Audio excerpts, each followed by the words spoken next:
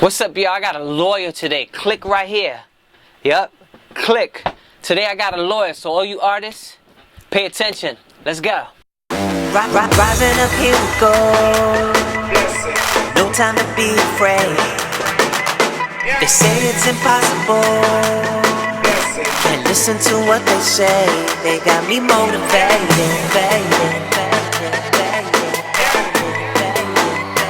Oh yeah, I'm motivated.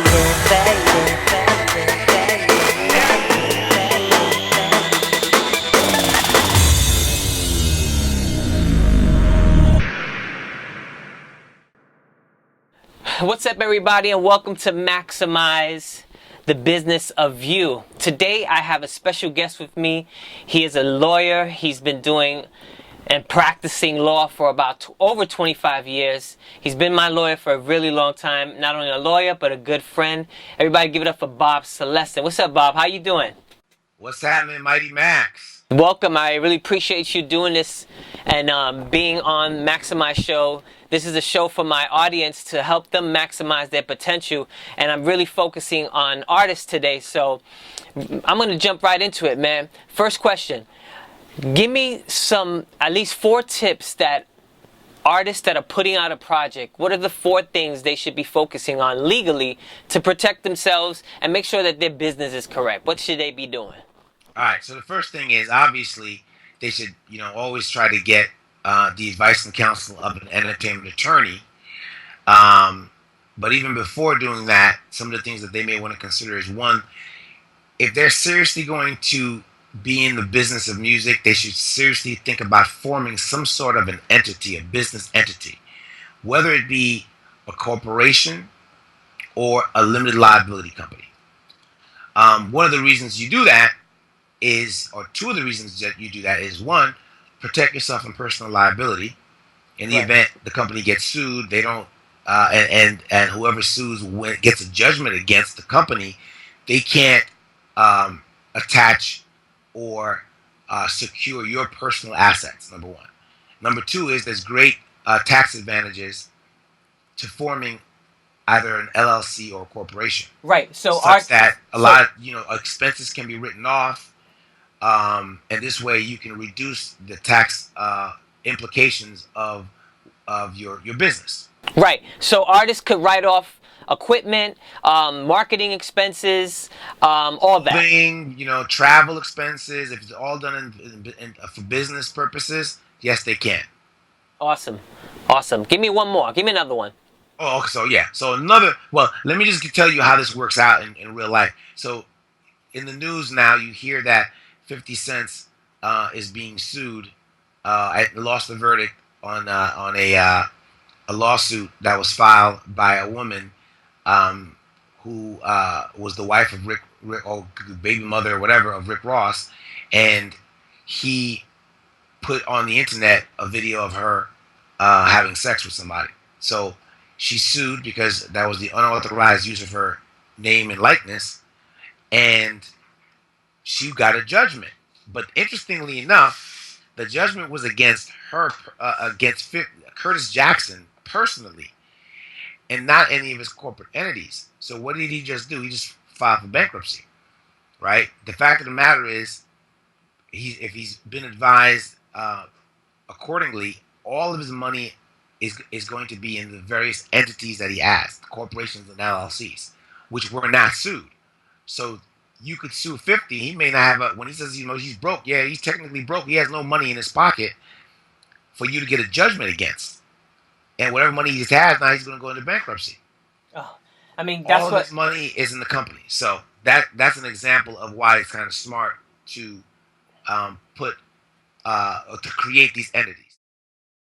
What should artists be doing when they finish making a record that they think is dope and they want to release? Well, once they're in the process of creating the record, the other thing they should have is if they're hiring producers, if they're not making the records themselves in terms of writing the lyrics and also doing the music, they're going to want to make sure they have the proper documentation between themselves and the producers, for example, so that they have the rights to the master that's being recorded, and also to make sure that they compensate the producer in whichever form they decide, whether they're going to pay him a flat fee or play her a flat fee, or the producer's going to get a royalty. That has to be documented. Similarly, if they have like guest artists on the record or singers on the record, they've got to make sure they've got side artist clearances, so that at the end of the day, they own 100% of the rights to the music that they're creating, right? So you want to make sure you have that. Now, obviously, once you're doing that and you're creating the music, if you're not a self-contained artist, such that you're not making the music yourself, then again, you're going to make sure, in addition to the producer agreements and the songwriter agreements that you may have, you're going to want to make sure you have a split sheet, which kind of delineates or the ownership interest in a particular song or composition. So as you may remember, a song is worth 100%. 50% goes to whoever writes the lyrics. The other 50% goes to whoever does the music. That equals 100%. So you want to make sure that that's written on a piece of paper, so that down the road, when the record starts generating income, not only from the sales of the record, but also publishing income, there are no questions as to who's getting what in terms of the ownership of the record. Awesome. Now, once that's done, you now want to copyright the record. You want to copyright the master, and that's easy. You go to www.copyright.gov, and then you would file what's known as an SR form, sound recording. So you would have an ownership interest in the actual master or the Pro Tool files of the actual album or the songs. And then you want to make sure whoever co-wrote or wrote on the song, they're also covered with the copyright protection also, and they'd fill out a PA form. So you want to make sure that you got the right agreements. You want to make sure that you copyright your music, copyright your lyrics. Very, very important. At some point down the road, you may want to trademark your name or the name of your company if you think it's prominent enough. And make sure that whenever you're taking cash out of your pocket to give to somebody, especially in the entertainment business, that there's some sort of an agreement that you sign with that person. You're shooting a video, there should be a video agreement. Release forms, right? Release forms. There should be an agreement with the director of the video, where the director is basically saying, "Yeah, I'm going to direct this video, but it's going to be a work made for hire for you, for the company." Releases from whoever's going to be in the video. All of that. A lot of times, I find clients that are like, "Oh yeah, I'm going to shoot a video." I said, "Great. Do you have an agreement?" "No, but I just gave him cash." "Did you even get a receipt?" "No, but that's my man." Or you don't do it that way. It's just going to cause a lot of problems down the road, especially if the record blows up. Definitely. Thank you, Bob. That's great advice for all you artists out there. Listen to this man. He's been doing this for a long time. Bob, can you just share with my audience some of your past work experience and the clients that you deal with and have right now? Wow. Yeah, great. I mean, I'll give you like a 20-second bio. I'm a graduate of Yale University, Columbia Law School. I got my first music gig working at Arista Records in their legal department, and that was the home of Whitney Houston and Houdini, and a bunch of other artists like that. It was owned by Clive Davis. I then left and went to work for a company called Uptown Records with Andre Harrell and Puffy. I signed Jodeci, Mary J. Blige, Heavy D, Albie Shore, Guy, and a bunch of great artists to the label, and we got a chance to work with them.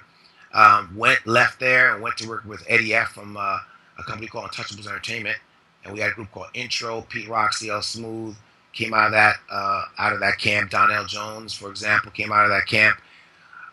Then went to work with an attorney named Louise West, who was sort of my mentor, and collectively we represented Timbaland, Missy Elliott, Genuine. I've been on my own since 2000 and represented artists like P. Pablo, Secondhand Serenade, 3LW. Presently work with a lot of reality stars, Mama D and Shay from Love and Hip Hop. Represent a number of DJs like Funkmaster Flex, DJ Self. Work with a lot of independent up-and-coming labels, like a company called B&B out of Detroit that's going to blow up very soon. And I try to work with up-and-coming artists, up-and-coming managers, independent production companies, and independent labels, and try to help them structure their business so that they don't get jerked when all is said and done. That's what's up, Bob. That's awesome. So one more topic. So I'm I'm trying to help my audience with personal development and, with fitness and anything that helps them maximize their potential. So I know that you're into health and, you're into taking care of yourself. Can you give me some, what's like your routine, like your morning ritual to get you going, to get your day going, to get you motivated to get out there and do the work that you do? Well, you're absolutely right. Get up early. I try to make sure you gotta have breakfast, man. And breakfast should be a protein filled meal, maybe with some egg whites, some oatmeal, which is what I had this morning. I work out in the evenings after work. Try to work out 4 to 5 times a week. Do a lot of weightlifting, cardio. Your health is your wealth, man. I mean, a lot of artists, unfortunately, a lot of old school artists have passed um, once they've gotten into their 40s because they haven't taken care of themselves. So, if you're going to be an artist in this business, don't get it twisted and think that looks don't matter. How you look does matter. Yeah, you got a couple of artists like Big E and Big Pun or whatever that kind of got away with it, but for the most part, you want to make sure that you're taking care of yourself. Eating right, exercise is very, very important. You look at people like LL Cool J, 20 years in the game, almost 25 years in the game, looks amazing. Jason Derulo, for example, works out on a regular basis. J Lo, Beyonce, all that. Don't get it twisted. People will say, well, they got money, they got cooks and everything. To some degree, that may be true, but the number one rule about taking care of yourself is to watch what you eat. And if you're eating crap, I don't care how much trainers you get and cooks and all that. If you go out there and eating McDonald's every night, you're gonna pay the cost. So the most important thing I would say if you're gonna start thinking seriously about your health is to really study about nutrition and what you're putting into your body. Okay, Bob, I know you got to go, but this is my last question. So Absolutely, Max. what would you say to an artist, a young artist coming up in the game? What should they be doing to maximize their exposure? I'm trying to share information and give some insight on what artists should be doing to help them get to the next level, because it's hard out there. What should they be doing? Man, but look, back in the day when you and I got into the business, Max, it was a little bit easier in the sense that if an artist came to me or to you or to a manager and they had 2 or 3 great demos, they had a great look, there was something interesting about them, what we would do is pick up the phone.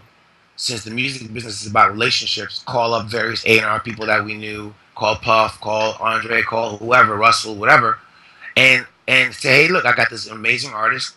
Let me stop by the office and let's check it out. And they would listen. And if they liked it, they'd say, hey, bring the artist for an audition. If the artist blew them away, they'd say, hey, let's do a deal. And then it would be incumbent upon the record label to develop the artist and get them to the point where they can make them a star. Those days are far and few in between. After Napster and downloading and the piracy issue and all these different things, record labels aren't making any money anymore. So they don't want to invest in developing artists anymore. And so trying to go and do two, three demos and shop it to a label is dead. What artists need to do right now is get labels to come to them. One of the ways in which they do that is by utilizing social media, building a fan base. As a matter of fact, this is a shameless plug, but I just finished writing a book. It's called How to Get Signed to a Record Deal in Today's Music Industry. That's all right, baby. Plug away, plug away, plug away. That's right. Soon, I'm gonna let you know, Max, so you can let your audience know when they can go pick it up. Most definitely. But basically, the bottom line is you, the artist, have to utilize the technologies available today, which makes the point of entry into the music business a lot easier. It's easier to make records now. You can make them off your laptop, computer. I think one time you came to my office and you played some music off of your iPad or something. Like, it's crazy, right? Absolutely. So, you don't have to go and spend, $250 an hour in a recording studio like you used to back in the day. You could do that, at home. And then with social media, you get a chance to really test your material. Like, hey, I got a song, and you get it out there to the public. They'll tell you right away if it's good or not. And so social media is such an important component of any new artist's career. Developing it, engaging with your fans. Once you've developed a fan base, and the interaction between you and the fans is really, robust, record labels will start coming to you. Once you build that quote unquote buzz, record labels will seek you out to give you a record deal. So your goal, your job, build up your buzz, work on your craft, because at the end of the day, this business is about one thing, or I should, yeah, one thing. It's still about a hit record. Hit record's the most important thing you can do. So you got to develop your craft. Make sure you understand what your audience is into. Keep up with the musical trends. Keep up with the generational trends. And if you got the talent, a little bit of luck on your side, and you work hard, good things will happen. Awesome. Bob Celestin, thank you very much. Where can people find you? And where can people contact you if they need to hire a lawyer or if they need some legal advice? Where can they get you at? They can go to my website, which is www.raclawfirm.com. They can hit me up on Facebook under Robert Celestin. That's Celestin. I'm on Instagram at Bob, BobCelestin. Same thing for Twitter. And they can always give me a call, 212-262-1103. Tell them to say that Max sent them. Awesome. Bob Celestin, thank you so much. I appreciate you. And I'm sure my audience is going to walk away with some good knowledge. Thank you. Thanks a lot, Max, for the opportunity, man. All right. Peace. There's no antidote.